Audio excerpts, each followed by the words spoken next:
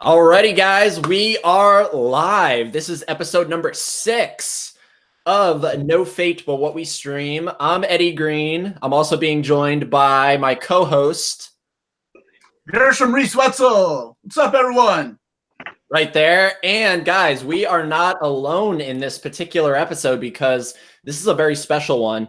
We're obviously going to be talking everything Terminator Dark Fate. So Gershom and I thought that it was probably best if we brought in a third co-host, and we did, and that is...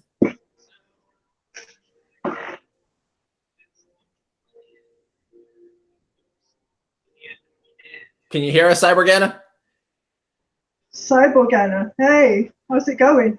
Morganna, Morganna. Can you hear us? I can indeed. There's a lot of delay. All right, no worries, no worries. Yeah, guys, we are so excited. Obviously, Morganna is joining us from the UK, so we're trying to figure out, exactly what the delay is going on. But we're going to try to do our best here, work out all the technical issues. Everybody in the chat room, or I think it's over here, everybody in the chat room, let us know, is everybody sounding okay? We're just going to do a quick mic check here. So I've been talking, so I'm going to switch it over to Gershom. Yeah, everything sounds good here. I can hear you guys fine. How is it? Loud and clear? Coming through? Rock and roll? Maybe? All right, Morganna? It's absolutely perfect here. I can hear you loud and clear. All right, perfect. All right, Dina says yes. Awesome. Sweet. I'm so excited, guys. This is awesome. We've never done this. Gershom and I, we've never brought in a third co-host, but Rickson says she's lagging. Like bad lagging or loud and clear for sure, just a delay for Morganna. Okay. All right. But hey, we'll work with it because here we are, right? Yeah, we're gonna make it work. Is everything on your end, Morganna? Okay? Is there a lag from us too?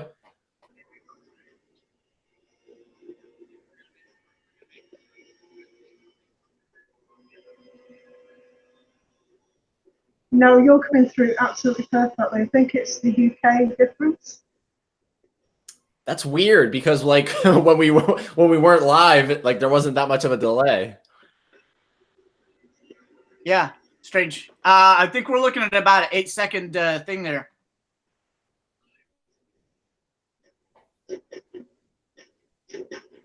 Huh. All right. Well, hey, you know what? Let's make some lemonade out of this. It'll be good. We got this. Never mind. It's okay. Don't worry. So okay, I'm gonna go ahead and take the reins on this real quick, if you don't mind, Eddie. You're the one I think that in the past 24 hours we've heard zero from. So I really want to know. We've watched the trailer, obviously. We've had some time to process. What do you think? The trailer, because I actually wanted to talk about the poster first, because that is the poster is really what I'm more of a fan of, honestly. If I'm being completely honest, the poster, if you guys haven't been able to tell, I'm a big poster guy. And it was funny, the poster just kind of came out of nowhere. No one gave us any inkling that we were going to get a poster. And so I woke up, right? I just woke up and I had a bunch of notifications on my phone and I was like, what's going on here? Did something release? I thought the trailer was tomorrow.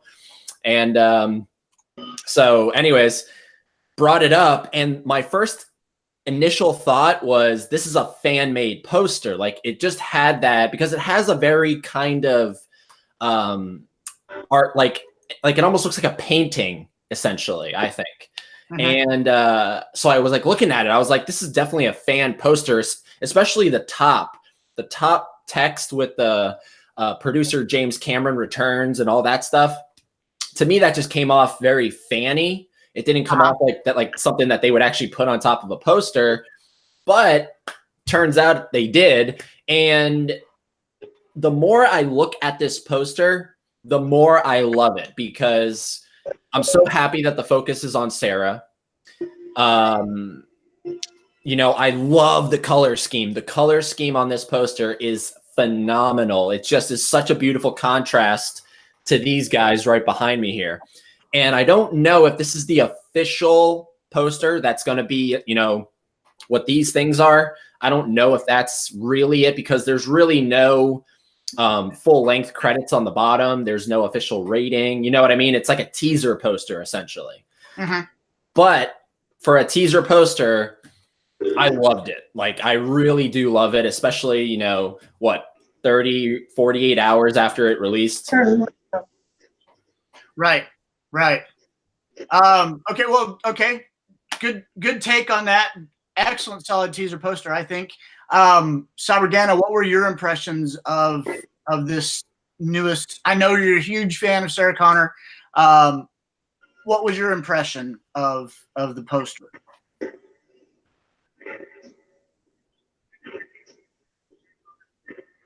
Oh, I adore her. My impressions were, when I first saw the colour scheme, it just reminded me of a nuclear flash. You know, when you see the footage, and basically it just looked like the sky was filled with a nuclear bomb.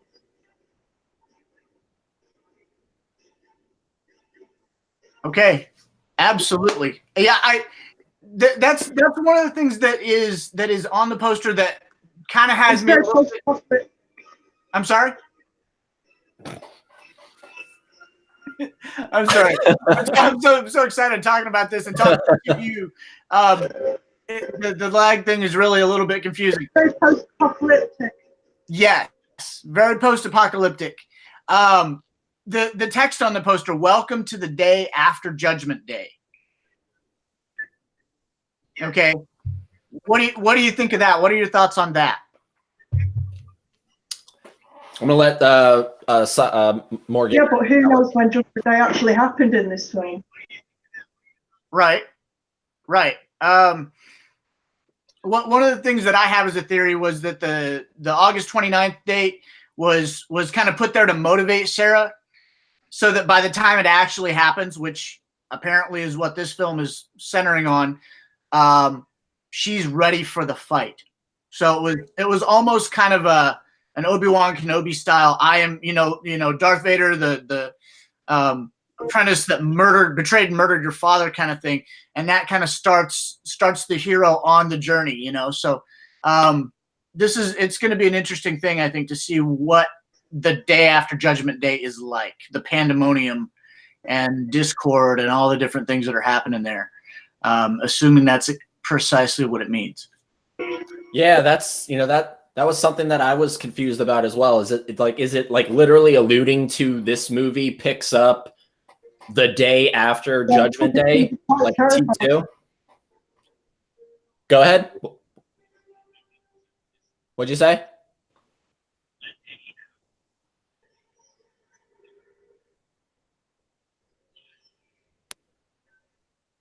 Yeah, just saying that I'm not getting very strong post-apocalyptic vibes from the footage and the trailer, so I'm really not too sure.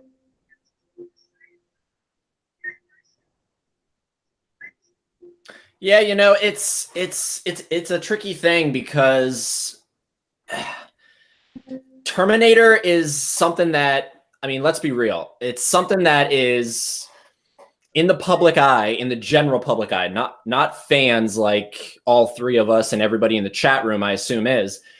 The general public doesn't really view Terminator as something that's insanely relevant still to this day. I mean, after the trailer dropped, I watched a bunch of reaction videos from like a bunch of YouTubers that I follow, and the majority of them were kind of looking at it negatively. Oh, like they were relevant.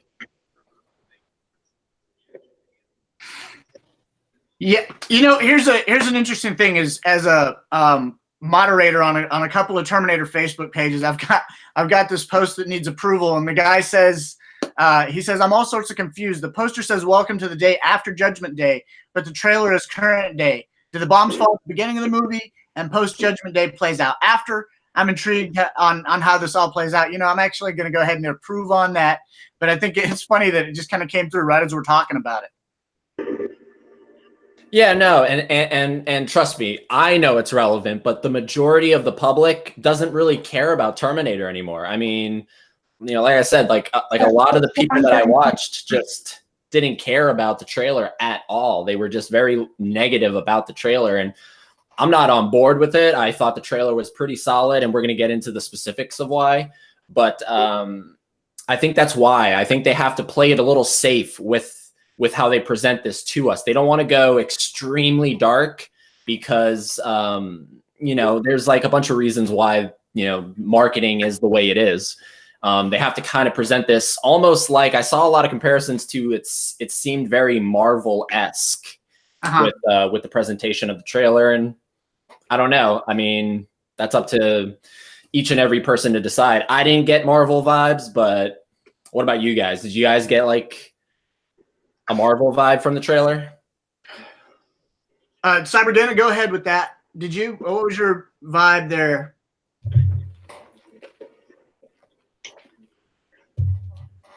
I think my opinion was I felt it looked a little bit rubbery and a little too over the top.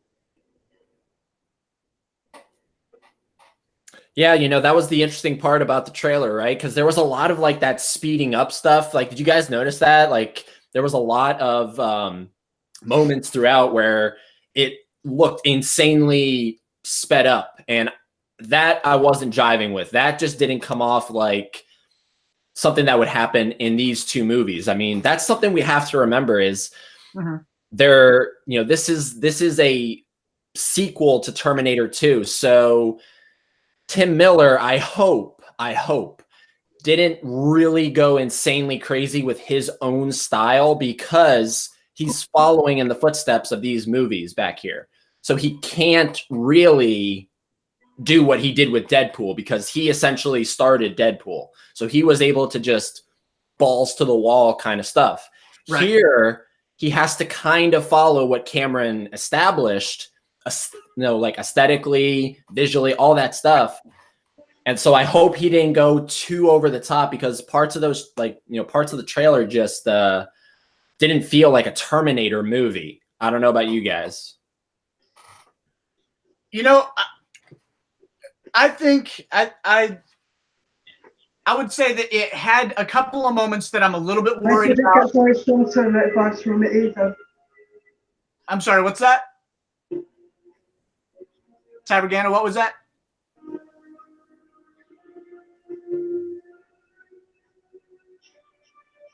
Just saying that I didn't get very strong Terminator vibes from it either. No, not strong Terminator vibes. Okay, kind of. I like what I'm seeing about this Rev 9 character. The Gabriel Luna's Terminator is apparently called Rev 9, and I like the kind of nanite looking way that he morphs and how it's different than the T-1000 in that respect. I'm a little bit worried about the Marvel-esque superhero, super Terminator. I'm very not okay with super Terminators. But at the same time, I'm sitting there going, you know what? I gotta trust Jim on the story here because he's really good about making plausible machines, even if they are, 20, 30, 40, 50 years away from our current technology, So on that note, I'm sitting there going, well, it's okay if these machines, especially because now we're 30 years beyond the original Terminator, 30 years, 25 years beyond Terminator 2. I guess if the idea is that the future war kept going and Skynet kept developing Terminators, then yeah, we would see something that is going to blow our minds completely. And now we've got Rev 9, which is essentially Terminator endoskeleton with T-1000 skin that can become its own, separate ally.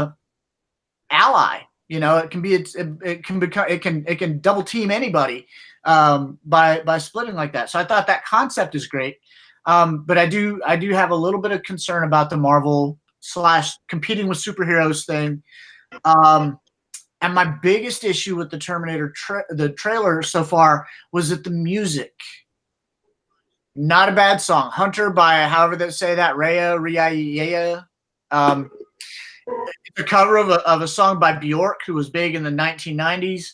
But I really felt like of all times in the whole universe where a nostalgic piece is appropriate.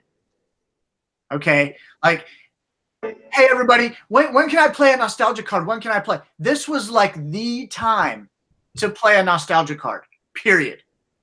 Okay, to put in some kind of music that hooks us in to this is the direct sequel to Terminator 2, because they've been saying it for months. But so that was the thing that really felt at me. Music to me it's the heartbeat of a film, and we know Brad Fiddel's scores are absolutely off the chart beautiful. So if this is the direct sequel to something that he worked on, it just seems to me appropriate to put some kind of nod in the film early in the trailer teaser early on that kind of gets us going. Okay, this is continuing off of Brad's vibe. This is continuing off of the Terminator 2 narrative, and it really just kind of pipes us in. I think that would have made a big difference. Well, we also have to remember that maybe Junkie XL, he's not finished with Sure. With the score, and Right. I'd rather him not rush it to be like, oh shit, I got to meet a trailer deadline. I'd rather him take his time and whatnot. Morganna, are you able to see the chat? Can you see the chat as it's going up?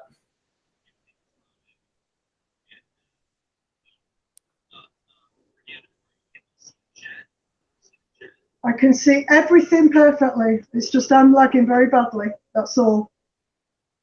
Okay. All right. That's really strange because just so everybody watching knows, but before we went live, there was no lag whatsoever. So that's really strange that going live just automatically creates a lag. I don't know why that does. But anyways, the reason I brought that up is just so we can kind of look at the chat here together and see what some people are saying and some shout outs. We got a new person in here. Who was it? Hoff Machine. We've never seen you in the chat, so just wanted to say hello. How you doing there? Awesome to have you joining us. Ross, Dina, Rickson, Marie. Yeah, Hoff Machine. Who does that sound like? Who am I thinking of? Come on, the guy that runs on the beach. David Hasselhoff. There we go. David Hasselhoff. Nice. David Hasselhoff. That's who is that who you're referencing, Hoff Machine? David Hasselhoff? Let us know in the comments. But anyways, yeah, guys. I wrote down notes. I wrote kind of a summary of what happened in the trailer. So I just wanted to kind of go through that with everybody and see kind of specific viewpoints on the particular scenes. So the trailer opens on the highway, and this is a beautiful opening moment. When I first saw that, I was like, yes, this is really giving me T2 vibes, because I mean, if you're going to be the direct sequel to Terminator 2, right? What better way to open your trailer than Absolutely. Not literally on the same highway, I don't think, but on a highway at least. Right. It was really good. So, and I saw Tim Miller comment on that, didn't he? He was like, yes. Yeah. So I'm glad that kind of stuff is something that he's aware of and presented it to us. Did you guys like that opening shot of them kind of obviously being chased? Yeah, I thought that had again, it really had a real good visual tie-in to Terminator 2's closing shot. Yes, very much. Perfect. There we go. Yeah, it's just that kind of stuff I was really digging. So obviously, from there we get the first bit of line from Natalia, obviously playing Danny. 2 days ago, I had this nice simple life. And the narration in this trailer, I really dug. Obviously, it went back and forth between the 3 female leads. We didn't hear anything from a male lead as far as I'm like aware of, right? Like we didn't hear Arnold didn't talk, Diego didn't talk. No. It was all female centric talking. And that's so awesome because again, it just shows you, I think really the roles have reversed in this film. The lyrics of the title song. What was that? Say it again.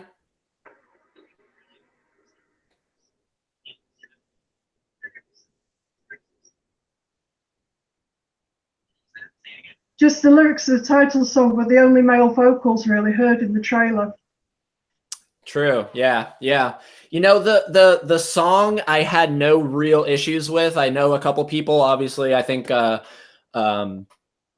Gershom had some issues with the song. I thought the song, because I'm not familiar with the song, so for me, it was cool. Like, I know some people are like, really, that's kind of lazy. You just picked a song that has some lyrics that have some meaning to what's going on in the trailer, calling them hunters and whatnot.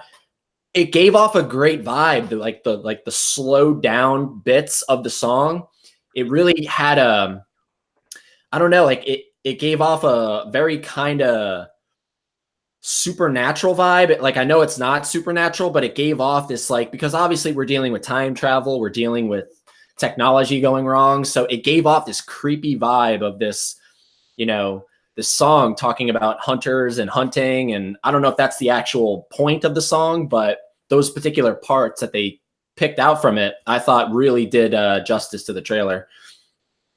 Me personally. Right. I feel like it was psychologically appropriate. Okay. It's like in movies where you walk into the room and there's something on the television and what they're saying in the TV show figures into what's happening in the room, you know. It's a good ambiance. It matches the mindset. It apparently sounds like everybody's got a target in this movie. But again, my issue with the music was it was only all that song, and I really felt like a couple of cues here and there, something to kind of give us something that is pure Terminator would have really upped the wow factor, and I think it would have silenced people who are currently voicing their mediocre responses to the trailer. Yeah, and see, Ross, he actually thought that it worked really well, ... even though I did my trailer edit. Yes. Yes, and I've seen his trailer edit, and it's really fantastic. That was really good, by the way, Ross. Yes, I thought it was too. Like, you know, that's the awesome thing. Like, we live in this day and age where people can just take a trailer and flip it to whatever they want. So obviously, people that had issue with the trailer, someone will come to like the rescue and give you the trailer that you essentially wanted. But I didn't have too much of an issue with the music. So going beyond that, does anyone?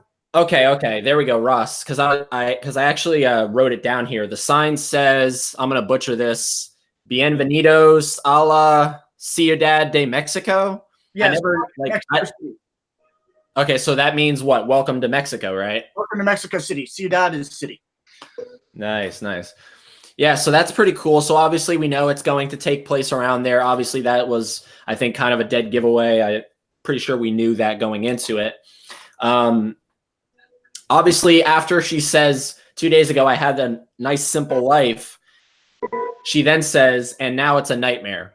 So I wanted to ask you guys, what do you think? Why all of a sudden is John Connor really of no focus? I think it's because maybe the filmmakers believe that predictable and boring walk hand in hand. Because he got assassinated. Sorry, what was that, Morganna?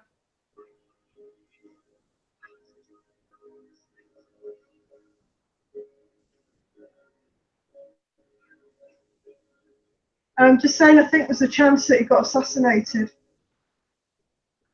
Right, assassinated. That's the thing that everybody keeps saying. They're like, well, you know, obviously someone killed him off. They haven't shown us anything about him lately. I'm sitting here going, you know, they're showing us a lot of things. They're showing us what the new Terminators can do. They're showing us all kinds of eye candy. They're showing us who, you know, the female leads are, because that's a big issue these days. Having things that are feature strong female characters, and that's awesome. And that's also a staple of James Cameron movies in general. So it's cool that they're doing that. But John Connor is something that they've, aside from the Jude Colley thing, they're keeping him completely under wraps. And all this stuff about John Connor being assassinated and dying, that's coming from entertainment magazines, that's coming from fan theories. But they're being very tight-lipped about official voices saying, well, John Connor's dead, you know, or he didn't happen. I think maybe the possibility here is, I was just thinking about this, if Arnold's character is playing another protector, what if John Connor from 2029 understood that Uncle Bob wasn't going to pass as human, and he knew he was going to self-terminate, so he sends very soon after another Terminator to take up the protector role, and that one goes with John, and then from there John departs on his own. I mean, you know, if you're in the future with a time machine, you're like, you know what, my mom made a mistake here, we should have kept him, right? Why don't you just send another one back? Shows up the following day because you knew you were going to be in Mexico or wherever you went. So you just say, hey, go to Mexico. You know, we put one in Mexico and it shows up and says, hey, I'm here to, you know, you shouldn't have thrown the other one away. And now all this time they've had an Uncle Bob 2.0 protector, and it and John have made their way off and gone their separate way from Sarah, but she knows where to find Uncle Bob too. I don't know. That's just my initial impression, because when he comes to the door, she doesn't have a particularly shocked look on her face. I think they know each other already. Morganna? Yeah, well, I don't know what to make of all that at the minute, because I really am under the impression that John Connor's been assassinated somehow, and Sarah Connor's managed to reprogram another CSM 101 that's come back and successfully killed him. Maybe? Does that sound too far-fetched? No. Hold on. Did we just fix the lag? Is there a lag now? I can hear you speaking okay. Wow, no, that was really quick.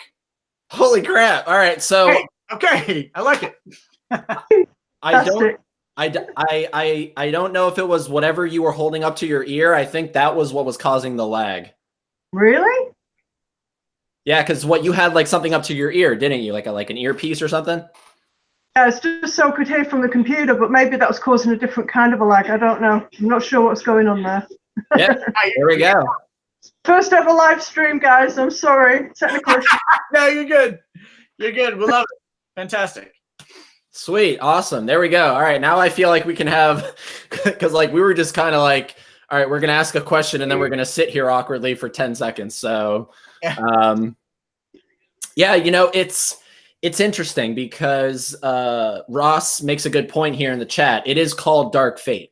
So absolutely, I would be okay with it. You know, I mean, I think that we need to get some kind of explanation, some kind of, you know, if John Connor is of no importance whatsoever anymore, I think he needs to, you know, Tim Miller, I think he needs to really give us a worthy way for him to be killed off. Obviously, don't go the Rise of the Machines route and be like, oh, he died of leukemia or he ate a cheeseburger and got food sickness. You know, like, you really have to give us some kind of, you know, fitting explanation to then have everybody go, okay, this guy that I cared about for 2 movies, because even though he wasn't in the first movie, he was this like mythic figure, right? Like John Connor, like Jesus Christ, isn't he?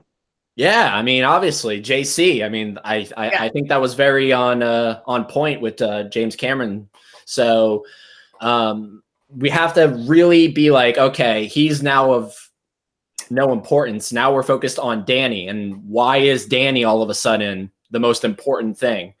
Or they could be going the route of doing something that Terminator trailers have a really hard time doing, which is not giving, the whole movie away. Right.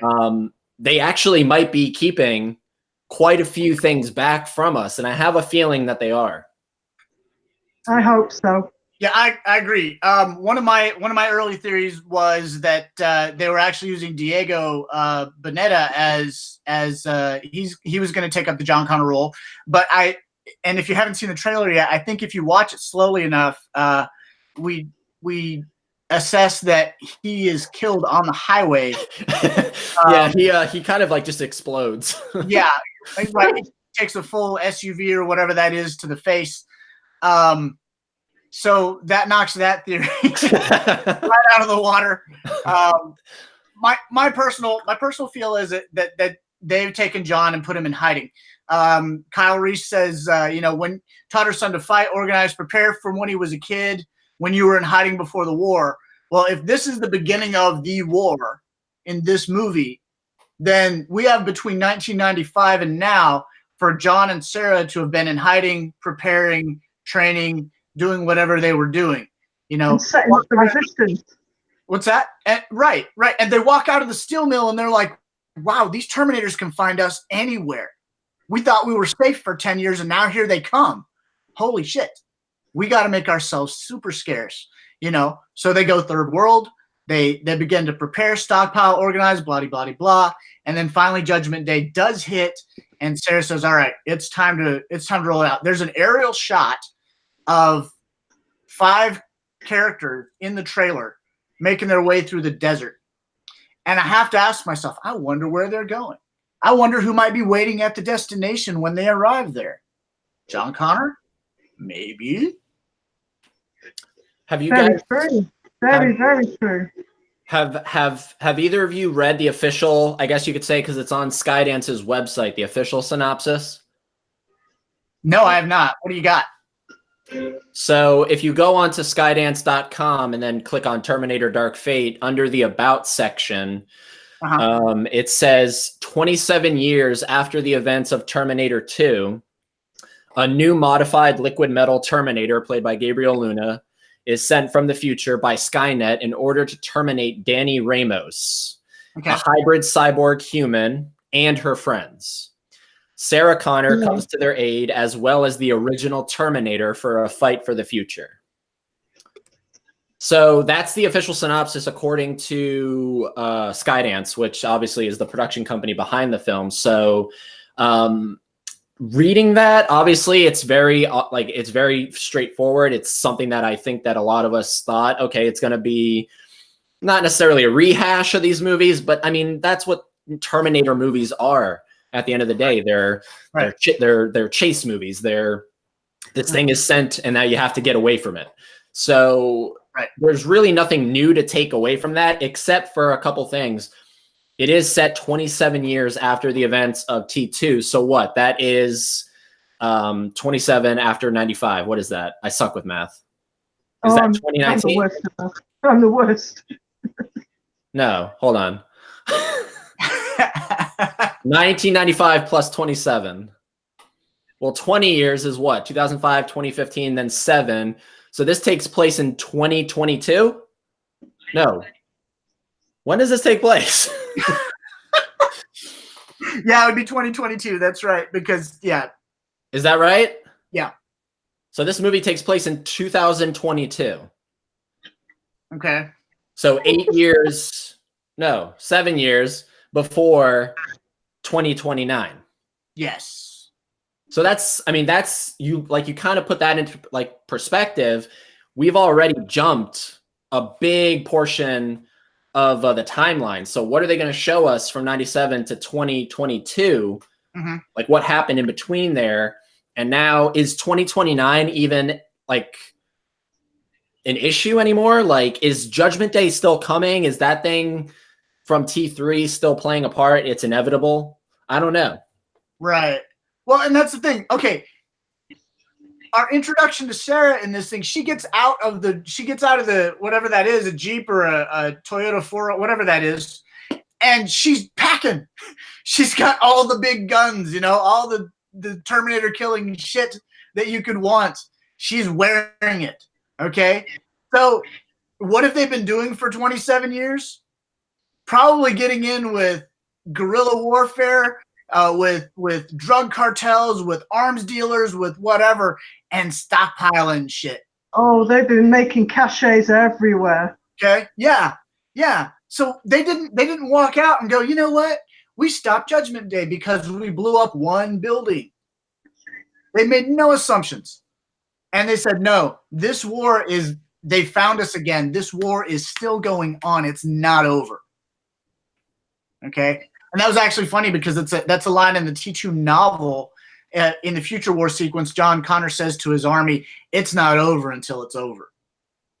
You know, so I think maybe they might have picked up on that theme for this interim, for this missing period, and said, no, the war is still on, man.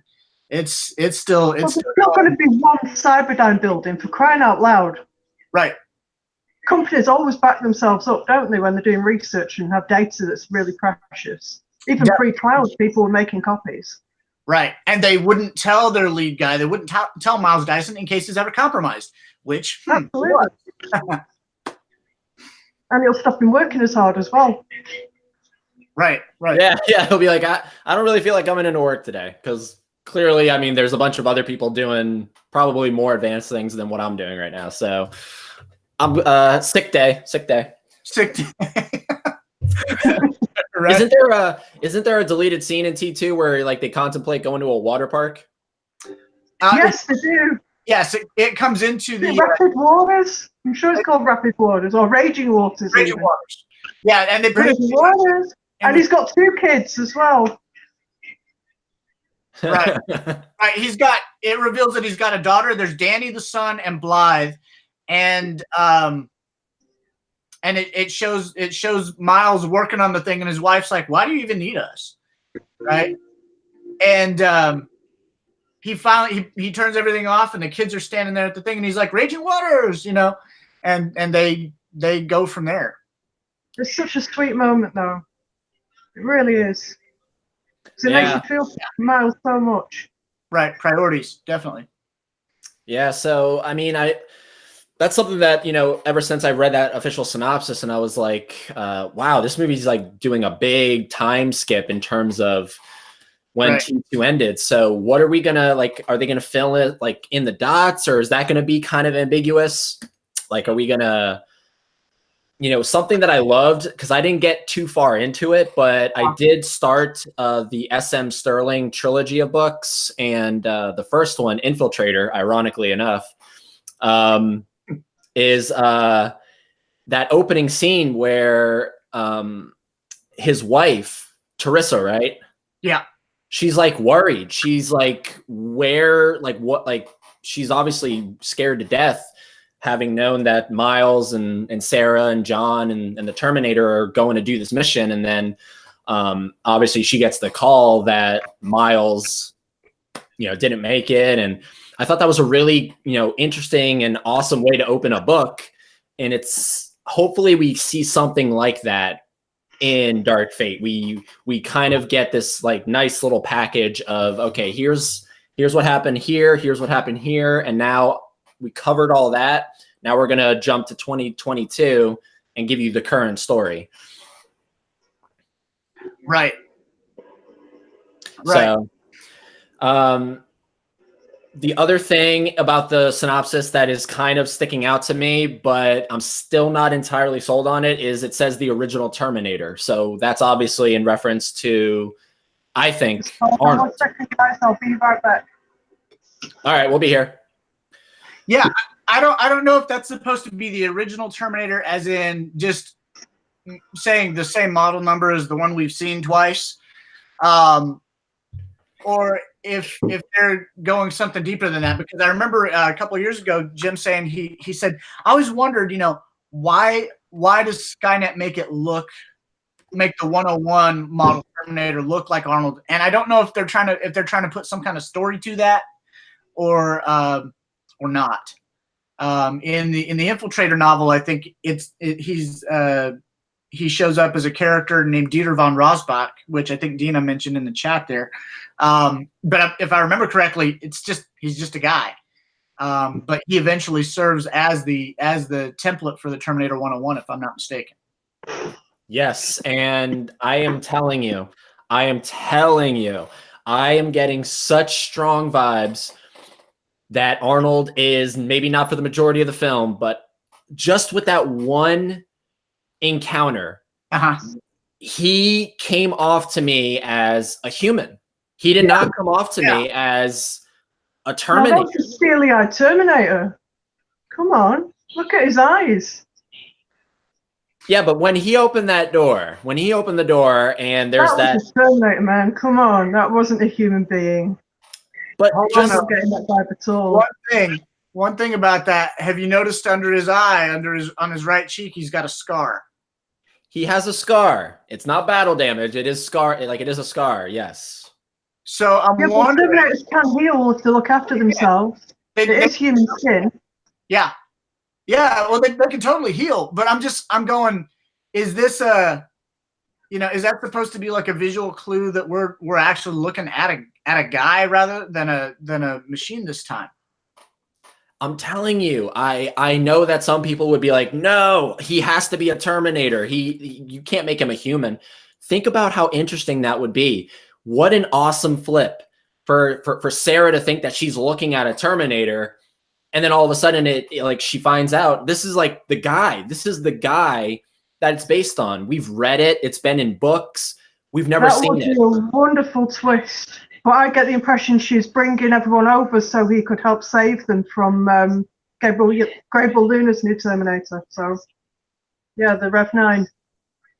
Yeah. And then first of all, Lucas, just wanted to say what's up. Glad you can join us. Yeah, we love having you here. And then Dina said he opened the door looking like he knew Sarah and why she was there. That was something that I really liked, that he didn't say a word. Arnold is literally just that. That's the one shot. He's in the trailer. And I hope going forward, we don't get too much with that character. I hope that they really keep him subdued. That's just, something that, man, when that came on, obviously I thought back to when he stepped out of the elevator in T2, and I hope that they play it up like that. I think that in the trailer, it kind of came and went.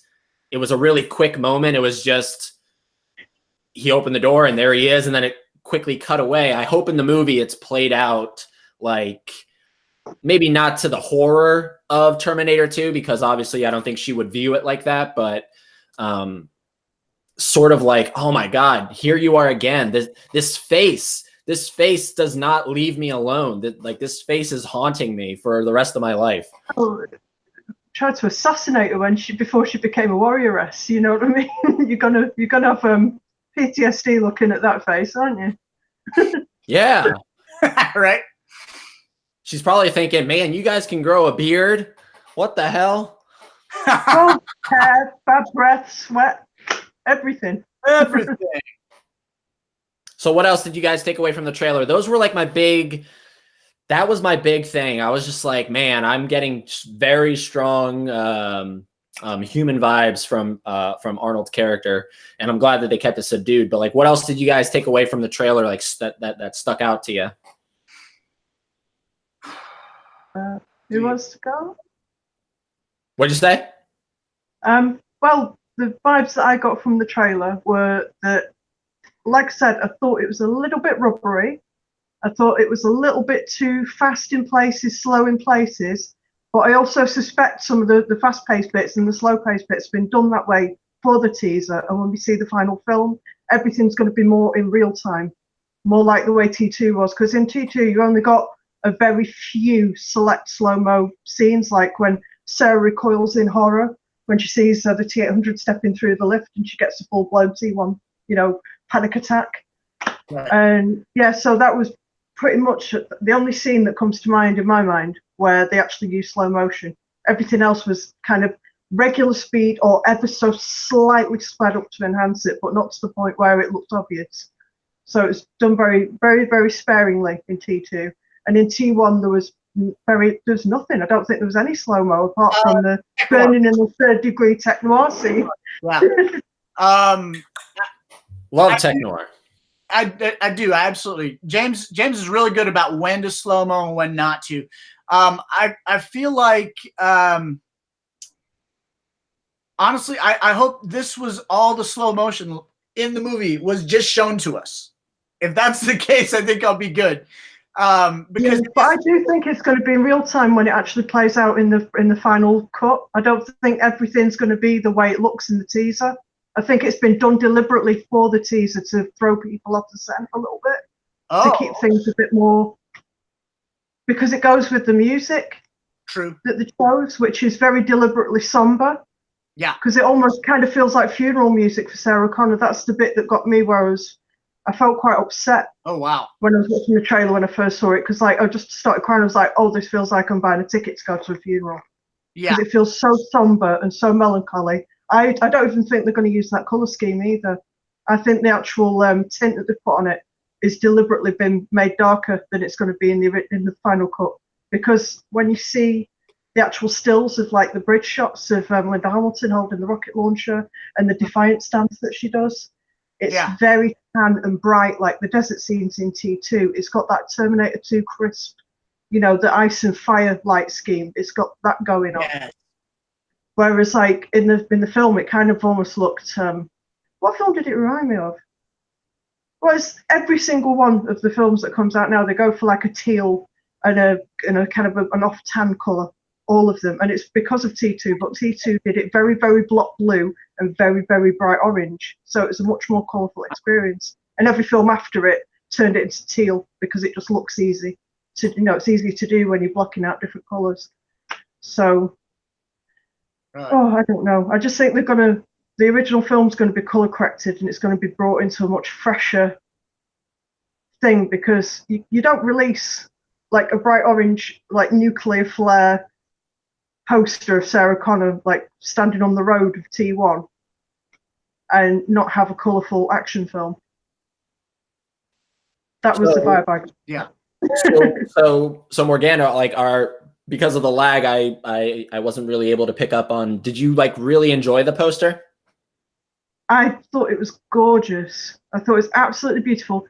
I thought from a distance it played an optical illusion, because if you look at it when it's in like just in the regular aspect ratio, Sarah Connor looks like she's smiling, like she's just this badass that's ready to take care of business, and she's just there to save the day, like an archangel. That haircut she's got now, it kind of reminds me of like an angel's halo.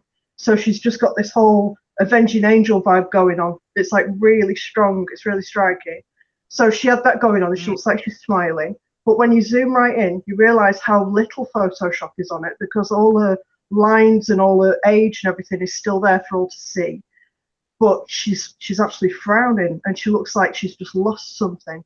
So there's actually a sort of a false perspective illusion going on there. So you look for a distance, all happy day, big sunshine, ready to save the day. You zoom in and she's actually frowning. And also the shades don't give anything away. So you're not seeing what expression she's got on her face properly either. So there's a lot of light and dark being played off in that poster. It's like in the background, blazing sunshine, and in front of her is like her shadow cast in front of her, seeing this road that gets more and more cracked as it goes forward. And it gets more and more, it looks like it's been blasted by a nuke, basically. The road just cracks and it gets darker. So she's facing the horror. So behind her is like, oh, it was all lovely and sunshine in T2. This is what we're going to put you through now. So it seems like I personally think it's going to become a hard R. I've got a very big hard R vibe about it. I think it's going to be like in England, it's called an 18. But with you, it's hard R, isn't it? So I think. Yes, it is. Yeah, so I personally think that it's going to start off quite sunny. It's going to have a bit of a T2 desert vibe, and I think then it's just going to throw us into a nighttime Terminator 1 kind of a film, where it's just going to be all night shots, like on that train where they're escaping. I think it's all going to be really dark, really, really sinister, and they're going to just throw everything at these characters and just make them suffer. Because that's what I'm getting from that poster. You've got the bright bit behind her. You thought that was hell. Wait until you see what's in front of you, because you see the big dark shadow, and it's just everything's in that. That poster to me is a film in itself. It's so simple, but it tells everything. Sorry, I'm going on. No. Seriously, we love it. Wow, that's fantastically insightful. I love it. Yeah, we love that stuff. So, like, do you guys think they're gonna relate, like, down the road? Do you think they're gonna release something similar to the posters behind me, like the very simple standing in front of black and one character kind of thing? Hopefully, I'd like to see one of Arnold, but I'd also like to see one of Linda with actual Hamilton in block red on top. Seriously, she's not had that yet, and she is the Terminator. Remember, she crushed one in a hydraulic press at the end of the first film, saying that line, "You're Terminator, fucker." You know, she crushes that son of a bitch. She becomes the Terminator. I love it. It's not Arnie; it's her. She becomes the Terminator. So she then is becoming the Terminator more in T2. She's kind of she's got all these battles going on with herself. It's like she doesn't know how to love her son. She don't know if she loves him too much, it's going to make him soft, or if she loves him too little, it's going to make him evil, or, you know, there's all these different things going on with her, and she's becoming hardened. And there's this quality where she's very kind of broken, but at the same time very, very strong. And I just think that's what's going on in T2. She's becoming the warrioress, and I think in this film we're going to see the final product of just, she doesn't give a shit anymore. She can kick ass, and she's not apologetic about it. She's just going to get there, get the job done, turn up in a Jeep, grab a rocket launcher and blast whatever's there in the face. You know what I mean? So I think we're actually going to see her be a real Terminator in this film. Obviously not the robot one, but or maybe not. Maybe they might pull a Genesis and make her the bad guy. I hope not. Oh, dear God, please, no Genesis. No mention of Genesis. Please, no making Sarah Connor the enemy, please. Oh, dear Lord. Anytime I see that movie in like a bin at Walmart or wherever, I literally hide it. Like I pick it up I've seen your videos. and I make a point. I love that about you, man. That's awesome.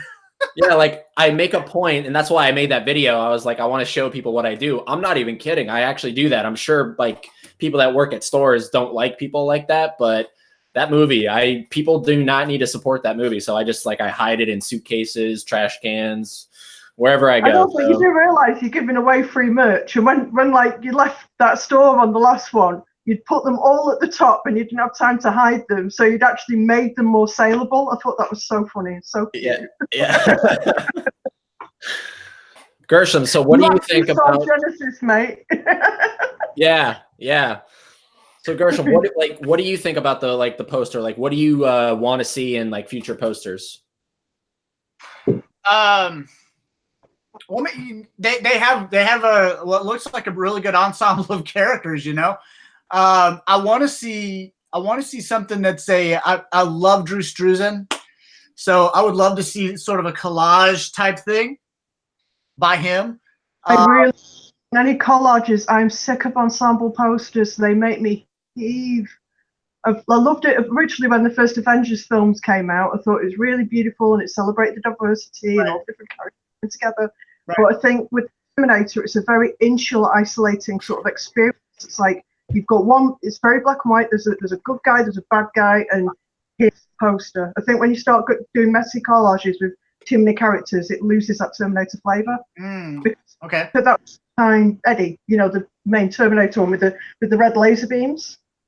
That is just so iconic. And then you've got the ice cool bike, and then you want to go for another one with a similar color motif. I'm not sure whether green for Eddie, possibly. I don't know. Hey, I wouldn't be against it. That'd be kind of cool.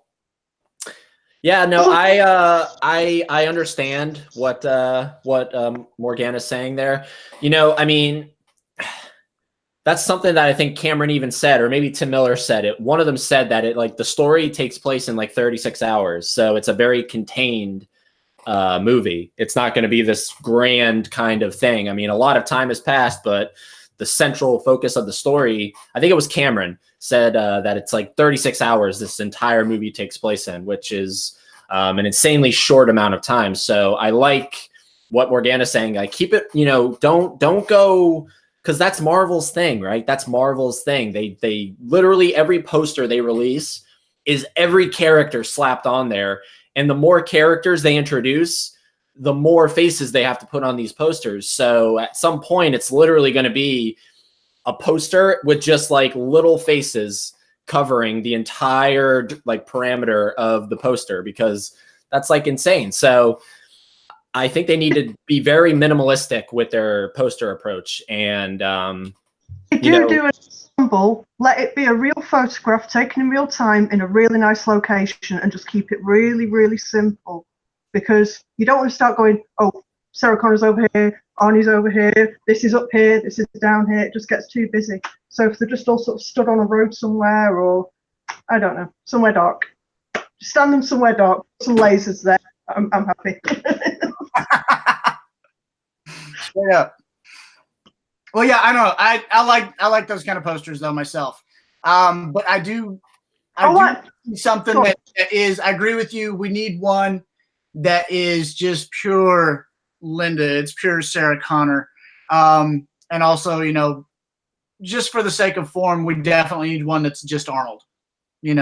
Like you say, Eddie Schwarzenegger across the top, and title, but something that encapsulates his character well. Yeah, because they don't do that anymore. Like, really, I think the last one that did that was T3. Ever since he came back to acting, it's horrible. The head. yeah.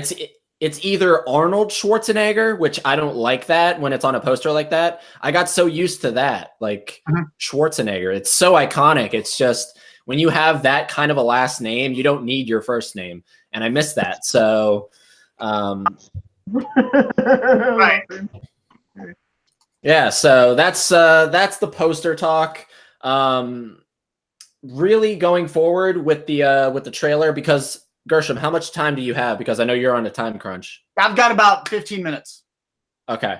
So we're gonna look at some stuff here. The big reveal that I wrote down in the notes, obviously, is Gabriel Luna. And before the trailer came out, I was very vocal in being like, look, I'm not going to really comment on the descriptions that I heard about Gabriel Luna, because they were kind of haphazard descriptions. They weren't really telling of what he could do.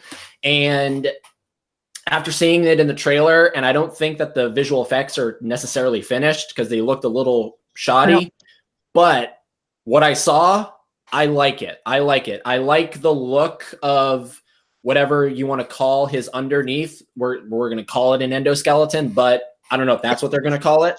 And I like that he can actually, because it's such a cool concept. When I initially heard it, I was like, that's kind of cheesy sounding. Seeing it in motion in that particular scene where the bar goes through the window, kind of pins him. I think that's the whole point of it. He gets pinned. Right. He grabs it, and then he comes out in front. I thought that was so ingenious, really. So I'm really curious to see how they play that. Like, when he separates from his natural form, are his capabilities kind of lessened? Like, is he not up to the full standard that he normally would be if he was in his normal state? You know what I mean? Yeah. I trust that Jim is going to do something that kind of shows us that they have strengths when they're apart, but they're strongest when they're together. And when they're apart, they're actually maybe a little more vulnerable. Yes, that's what I was trying to say. Thank you. What about you, Morganna? Like, did you like that look? Did you like how it looked and like how it flowed? And I personally kind of think that the new well, it's not really an endoskeleton anymore, because there's a lot of muscle tone that you're seeing on there. It's got it's got the big, is it what is it, the trapezius muscles, the big ones on the like a liquid muscle. But yeah, to me it looked like a gutted fish. Yes, I saw you post that. Yeah, it looks like a gutted fish. A little bit. A little bit. It looks like a fish Terminator. I can't help it. It's a fish. Sorry. I'm getting very excited about all this now. I'm actually getting hyped again. Yeah, it's... Oh, go ahead. Sorry, I didn't mean to cut you off. But the face was beautiful. It looked like a T-800 face. It wasn't like this fake TX that looked like it should have been in Species. You know, it looked more like Sil from Species than an actual alien. I mean, sorry. And then, like, you've got the design of was it the T3000 Genesis? I liked it, but it wasn't a Skynet product. It didn't look like it had come from Cyberdyne Systems. It looked like it was meant for a different movie to me. It didn't look like a Terminator robot. Whereas I liked it, but it wasn't Skynet. It didn't look...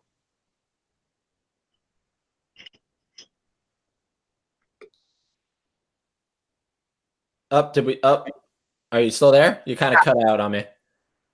We're good. We're good. Okay. Yeah, it was yeah, you know, the hopefully the lessons are learned from because I think that's a good point that you brought up. It didn't feel like a natural progression from Skynet. It felt like a digital effect in a computer, honestly, the T3000 and the 5000. They didn't have this real world sensibility to me. And that's why I said in the podcast episode where I was talking about what comes after the T1000, in my personal opinion, just to be safe, I think that the T1000 is the capper. Because, I mean, even if you think about the Rev 9, which is the new name for this thing, and I think that's a pretty cool name. I like that they got away from the T whatever. I love the yeah, you know, I mean, I have a soft spot for it too, and I think a lot of people do. But I mean, I think that's a creative choice to just get out of the rut of like putting a number in front of a T. It's like, Jesus, how many like T's are we going to have? You know, it's, you know, at some point they're going to expand. So, but you look at it, and again, it's just a variation of liquid metal. Right. You know what I mean? It's like really tricky. That's why T2 was so far ahead of its time, because it's so hard to think of something more advanced than a liquid metal Terminator. Well, that's isn't it? T2 like almost came off the rails with that idea, to be honest. It was so borderline for me. When I've been thinking about it, like in hindsight, it's like it's one of my favorite films of all time. But that concept is so difficult for some people to get their heads around because it's based on nanotechnology. It's basically like tiny little nano robots. Each one alone is like only a few bytes, but all together creates this complete organism that can function very intelligently.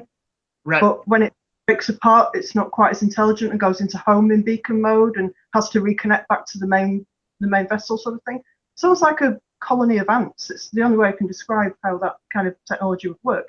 So to me, I don't know where it can go from there, because I don't understand how that can get any more advanced, because, oh, well, I suppose there's SD cards now. You can get the terabyte on, for God's sake.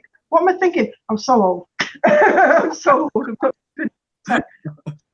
So it's possible. If you can put a terabyte onto an SD card, well, then you can have whatever there's in the new film. Yeah, I'm down. Okay, Rev 9, you've got me.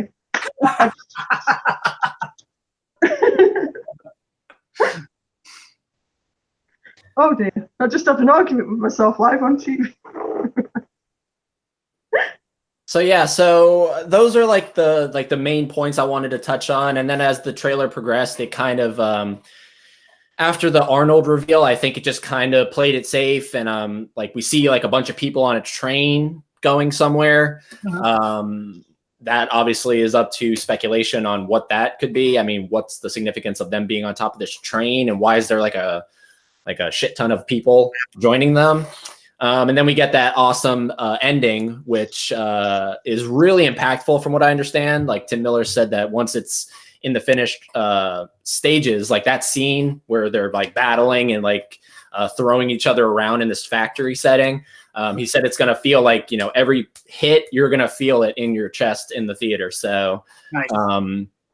That's really what I wanted to focus on. So we're gonna kind of cap it off here, and we're just gonna give our final like thoughts on the poster and on the trailer. We can maybe give it a grade if we want. So we're gonna start with our guest Morganna. Just like an overall general view on what we've seen so far. Are you more hyped? Are you like right where you were? Are you less hyped? Where are you falling? I think my hype's becoming a bit more of a reserved hype now. I feel like it's been building up and building up and building up for so long, and then we've finally seen the product released. And I think it's being deliberately misleading. I think it's downplaying itself. I think the final product is going to be so much better than what it's making itself out to be. I think it's trying to appeal to a broader mass audience to try and get like the summer blockbuster crowd in, and it doesn't want to come off as too horror based. And I think the final product is going to be much more darker and much more severe than anything that we're imagining in our minds now, because especially with the way they've lit Linda Hamilton with some of her shots, she looks like she's ready to do some very, very serious damage on screen. That it's building itself to something very, very gross. I think it's going to be horrific, and it's going to be wonderful. I hope, I pray it's going to be wonderful. Exactly. Gershom? Okay, real quick. Absolutely love the poster. Absolutely. No complaints. It's gorgeous. The trailer, music aside, it looks right. It looks right. The CG, maybe it's not finished yet. Not too concerned about that. The story sounds on point in the same vein as the original two films. So for me, I'm still, I've got one foot in cautiously optimistic and the other one that's like really wants to run. You know what I mean? So if I were on a motorcycle, I would have one hand on the brake and I would be gassing that sucker and just waiting for the green light.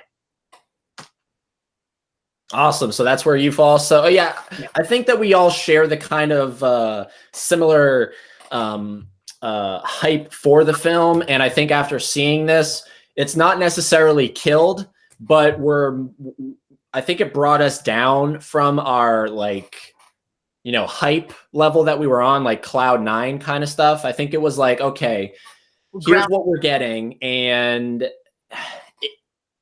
a couple issues aside, it looks like they're taking the source material and they're treating it the way that it should be treated. And from what I understand, it is going to be rated R or 18 where Morganna is. I think that that's been confirmed as well. So everything is still sounding incredibly great. The fact we didn't get the score in the trailer, I wasn't expecting a score in the trailer, honestly. I didn't expect any kind of music in the trailer. I thought it might have been just a balls to the wall kind of explosions and all this shit going on. That's the music essentially.